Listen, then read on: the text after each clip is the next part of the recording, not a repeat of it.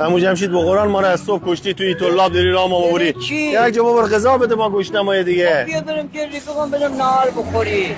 کجایی مگه؟ فقط نو. جدا؟ شل سرای وی چنده؟ اینا یه مفتر نوعه که همین تویه؟ بریم پس تو کوچه. بفرمایید. بیام رستوران و شل سرای وی آی پی. همیه؟ خدمت شما. بفرمایید. یا بفرمایید.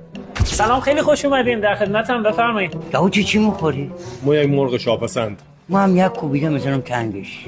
بفرمایید بشینین، الان میارم براتون.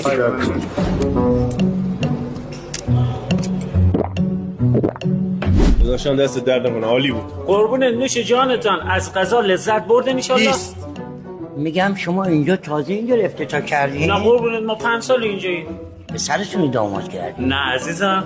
بعد تازه ازدواج کردین؟ نه قربونت، ما 20 سال قبل ازدواج پس کردیم. الان به من بگو این نهاری که با ما دادیم بابت چی بود؟